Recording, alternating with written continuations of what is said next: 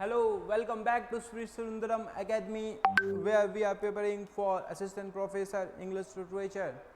Okay, so in this session we have a very famous writer, Christopher Marlowe, and I have already told you about the University Wits, and he is the prominent member of the University Wits. And in your syllabus, there is only one work of him is mentioned, and that is Dr. Faulkner's. He have written so many very famous work, especially the Tambourine the Great, and there are so many works he have written which is most popular, and some are the adaptation of Shakespeare work.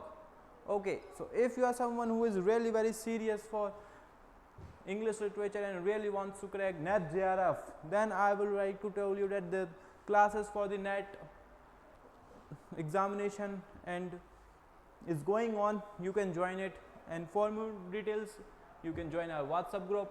You can have inquiry. Our phone number is available in the description. So without any wasting our time, let's see. सबसे पहले जानते हैं कौन है Christopher Marlowe. Okay, तो इनका कहाँ जन्म होता है? कैंटरबरी में होता है, केवल कुछ ही मंथ पहले. तो you can say that he is the contemporary of the William Shakespeare. Okay, so Shakespeare's master in the tragedy. Shakespeare तो हमें पता है कि मास्टर हैं ट्रेजेडी के, but how about Christopher Marlowe? He is also the very prominent writer, and he is also considered as the master of tragedy. He is also very poor. He is the son of poor woman. पापा का नाम है इनके John Marlowe. But उन्होंने इतनी मेहनत की. आप जानते हैं इंडिया में भी कितने सारे पिता हैं जो अपने लिए हम सब कुछ कुर्बान कर सकते हैं ताकि उनका बच्चा अच्छे से पढ़े, और उनका बच्चा क्या करता है? कुछ नहीं करता है, बस रोड पे बाइक से घूमता है, इधर उधर घूमेगा, उसको पढ़ाई लिखाई से मतलब नहीं है, और वो अगर कुछ नहीं कर पाए तो हम जानते हैं कि फिर आगे की जनरेशन क्या हाल होगा. बट कुछ पिता ऐसे भी होते हैं जो बहुत सपोर्ट करते हैं, और उनके बच्चे भी बहुत काबिल होते हैं और वो भी कुछ करके दिखाते हैं. तो उन्हीं में से एक थे हमारे क्रिस्टोफर मार्लो, जिन्होंने अपनी एजुकेशन कंप्लीट की कैम्ब्रिज यूनिवर्सिटी में, और ये तभी हो पाया. उन्होंने बहुत ही प्रयास किए, बहुत मेहनत की, तब वो जहाँ जाके पहुँचे और मेंबर बने यूनिवर्सिटी विट्स के. सो यूनिवर्सिटी विट्स के बहुत सारे राइटर्स थे, total 7 writers is there. Thomas Nash, Thomas Kyd, Thomas Gwynne, 3 Thomas are there. Christopher Marlowe is there. Okay, so he is the most prominent member of the University Wits. In 1587, when he is just 23 years, जब ये बस 23 years के थे, ये डेब्ट करते हैं. डेब्ट इंग्लिश लिटरेचर में आते हैं केवल 23 years में. सोचिए, केवल 23 years में ये आ जाते हैं इंग्लिश लिटरेचर में. बताइए. In 15, Tambourine the Great, I have told you about this work. Okay, very famous work. Heroic themes and Marlowe's mighty lines. जो ये Tambourine the Great है, अगर आपने नहीं पढ़ा है तो कैसे काम चलेगा भाई? ये वर्क तो आपको पढ़ना ही पड़ेगा.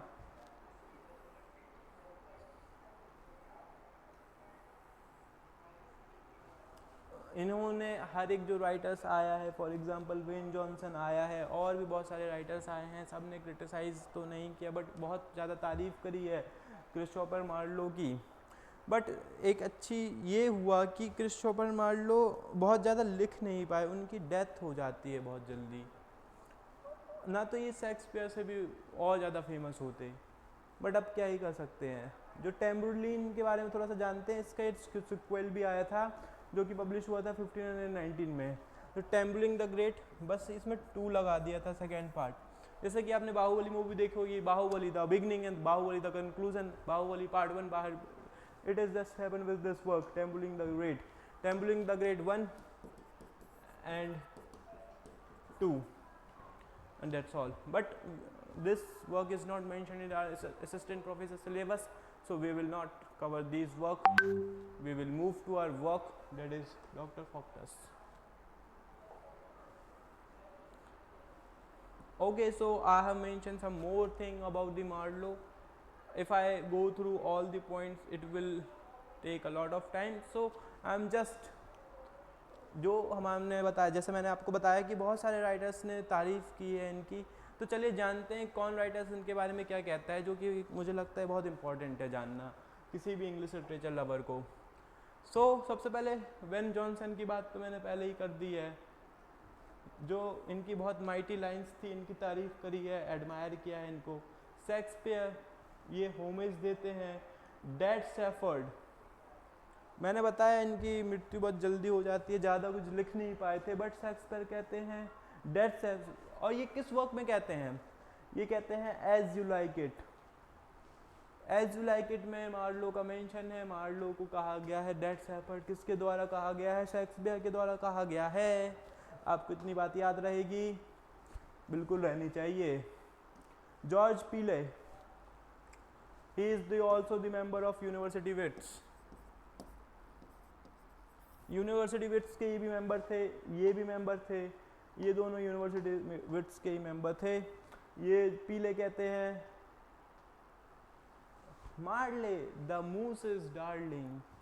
Okay, so if someone asked you ये किसने कहा था, तो ये जॉर्ज पीले ने कहा था। अगर थॉमस नेस के बारे में कहते हैं poor decide Kit Marlowe. I have told you his father was shoemaker, very poor, but with his hard effort he reached to the Cambridge University, and in the age of 23 he started his writing. Okay, so if you are someone who is still in the age of 21, 22, 23 and started writing, be sure that if you are studying English literature, you have a really very bright career. So being a literature student, one should write his own diary, which is intrapersonal skills which very helpful throughout the life, where you will learn so many mistakes that you are going through in every day. Okay, so now we have another writer, A.C. Swinburne. Some of you have never heard of this name, but ये भी कहते हैं, ये करते हैं grouped. किनका grouped बनाते हैं? मार्लो का, ग्रीने का, पीले का। गिफ्टेड प्रेड राइटर, और इनका एक वर्क है कंटेम्पररीज ऑफ शेक्सपियर, जिसमें ये 3 लोगों के बारे में बताते हैं। ओके, ये बस एडिशनल इंफॉर्मेशन है, आप याद रख सकते हैं। ओके,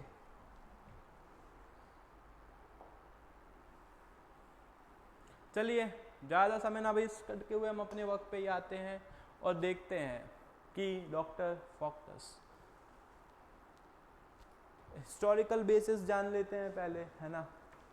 तो doctor John George Fox, who is he is German alchemist. Alchemist कौन होता है?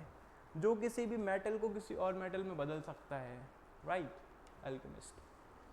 Full title, okay, very important question, the full title of Doctor Faustus, the tragical history of the life and the death of Doctor Faustus, it is the title of the book, but we consider only this title. But if in your assistant professor examination a question is asked, what is the full title of this work, so the tragical history of the life and the death of Dr. Foctus, ठीक है।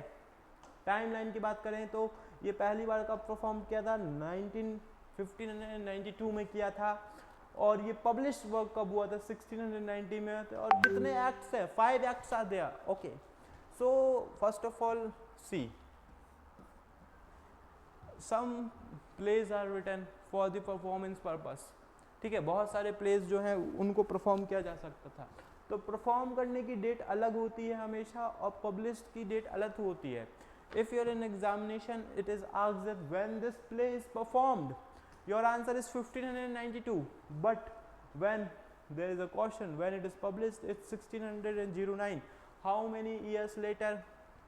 सी 8 + 9 is equal to, after the 17 years of performing this work, it was finally got published in 1609. Okay, so don't wasting any time, let's move further. So let's see what is I have already told you we have to go through the introduction section, which is also known as the prologue. So there is a chorus in Shakespeare play, also in Macbeth chorus is there, and in so many writers chorus is there, right? वैसा ही chorus इस work में भी दिया हुआ है, जो introduce करता है स्टोरी को। Icarus. Who is Icarus? Icarus is a mythological figure who fails due to the ambition. जो ये हैं, ये व्यक्ति, ये बहुत ही एक गॉड समान कह सकते हैं आप, और एक एंजल भी कह सकते हैं आप, जो भी हैं इनके पास पावर है, जो mythological figures है, ये ambition के द्वारा गिर जाते हैं। मतलब जो ये डॉक्टर फॉक्टस है, ये भाई के पास बहुत सारी पावर्स थी। अब वो पावर्स क्या थी वो हम आगे स्लाइड में जानते हैं, और फिर इनके जो एम्बिशंस थे उनकी वजह से इसका डाउनफॉल कैसे हो जाता है, ये वर्क इसी के बारे में है। अब मुझे पता है आपके पास इतना समय नहीं है हर एक वर्क को गो थ्रू करने का, but still you can see the summary of this particular work. So if I am just telling you the brief summary in very short points, but if you are really someone who really wants to crack the examination, please go through the summary of the all works which is mentioned in your assistant professor syllabus. Okay.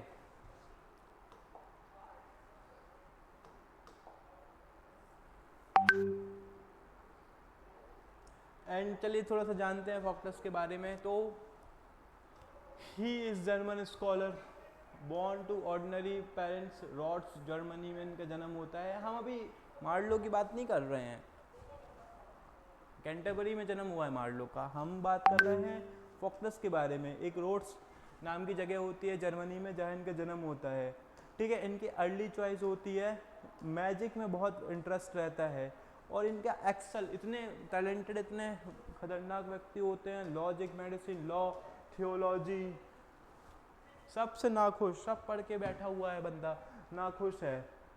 But जो ये magic है इससे tempted, बहुत ही लालच आता है, magic सीखना चाहते हैं, ठीक है। फंडामेंटल्स फ्रॉम वेल्स एंड, ये जो दो लोग हैं इनके द्वारा मैजिक सीखते हैं ये, और फिर कॉन्फ्लिक्ट करते हैं। मैंने बताया था angel, there are two types of angel, one is good angel and second is evil angel. अब गुड और इविल तो सबको पता ही है, गुड मतलब अच्छी। तो ये जो काम करते हैं, मैजिक सीख लेते हैं, तो ऐसे दिमाग जब आंखें बंद करते हैं तो दो एंजल्स अपेयर होती है, एक अच्छी एंजल अपेयर होती है और एक गुड एंजल होती है।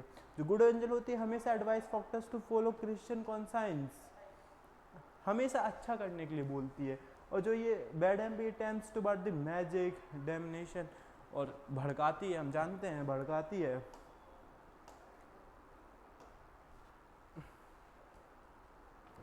ओके, तो अब देखिए जब ये मैजिक सीख लेता है तो अब होता है मेन खेल। यहाँ से एक डेविल है, डेविल का क्या नाम है, मेफेस्टोफिलिस, ठीक है। ये इस जगह पे, पर्टिकुलर जगह पे आता है। In the exchange of 20 year unlimited power, ये 24 साल के लिए इसको अनलिमिटेड पावर देता है, और बदले में क्या लेता है, उसकी आत्मा, सोल ले लेगा, और 24 साल तक जो मर्जी करे, एकदम बहुत पावर दे दिया। What does this mean? See, I have mentioned homofugue. What is homofugue? It's a flyman appear in his arm causing fear and doubt. ये होता है अगले पार्ट में, अब देखते हैं। ये हमने जो ऐसे किया हुआ है ये एक्ट्स हैं। अब फिफ्थ एडवेंचर एंड एक्सप्लॉइट्स देखते हैं।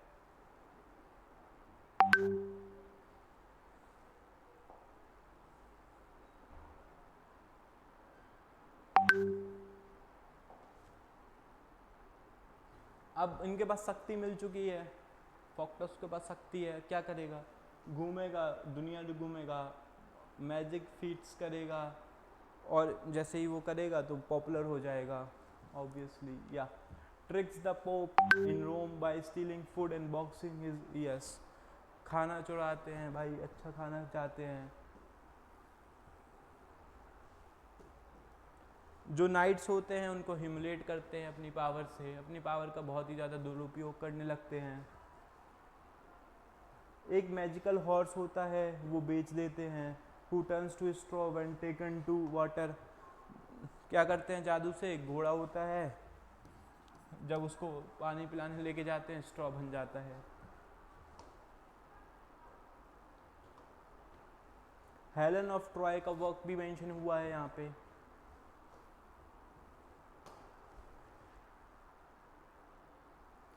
ये हेलन ऑफ ट्रॉय के पास जाके कहते हैं मुझे किस चाहिए, make me immortal with a किस। ऐसी ऐसी इनकी हरकतें होती है डॉक्टर फॉक्टस की। अब जो फाइनल आयर होता है, फाइनल और, अब देखिए यहाँ पे ट्विस्ट होता है। एक बहुत ओल्ड मैन आता है इसके पास, कहता है सर थोड़ा सा कुछ करिए कि हमारे लिए।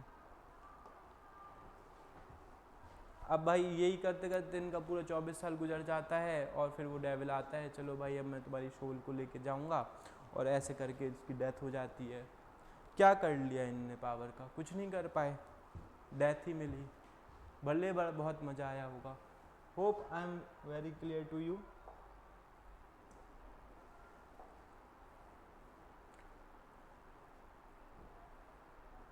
सी लेट्स, जितना मैंने अभी आपको बताया, आपको थीम्स के बारे में तो पता चल ही गया होगा।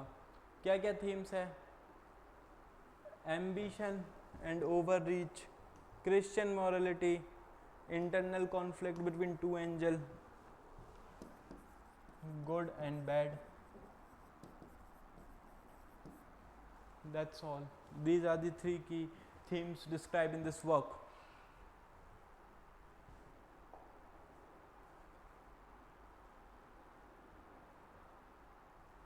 चलिए तो अब देखते हैं नोटेबल कोट्स। कोट्स है ना हमारे पास, बहुत सारे इंपॉर्टेंट कोट्स हैं। The reward of sin is that is heart. अगर आपने कुछ पाप किया है उसका क्या रिवॉर्ड है? Death. From where this work have taken? From Doctor Faustus by Christopher Marlowe. Let's move to another one. Was this the phase that launched 1,000 ships? This is the another quote. Come, Helen, come, make me immortal with a kiss. This is the another. 3 quotes are there. Very important quotes. If this quote is there in your examination and there are 4 options from where this quote is taken from, the right answer is the Dr. Focus. If I talk about the modern adaptation, then there is a Jerzy Gorotowski। 1963 में एक इसका adaptation करते हैं, वैसी work लिखने का try करते हैं जिसमें reduce the plot to the single scene. इसमें तो हमारे 5 एक्ट्स थे, है ना, इसमें बस एक ही सिंगल सीन है। Argues with a student on his death bed, और वही सेम चीज़ जो गुड एंजल और बैड एंजल का एग्जांपल लेके उस स्टूडेंट को गाइड कैसे करते हैं वही बताया हुआ है। ये है modern adaptation. I hope I am clear to you. मैंने बहुत ही कम समय में और जितने पॉइंट्स कवर हो सकते हैं मैंने सब कर लिए हैं। अब मुझे नहीं लगता इससे बाहर कहीं से क्वेश्चन पूछा जा सकता है। अगर पूछा भी जा सकता है तो मैंने आपको बता दिया है, आप एक बार समरी तैयार करिए। कैरेक्टर्स मैंने आपको बताई दी है। Doctor Faustus is the major character, good angel and evil angel is there, और ये उनकी जो कहानी है पूरी उन्हीं के चारों तरफ घिरती रहती है। Okay, so that's all for the today. I'll see you in the next class.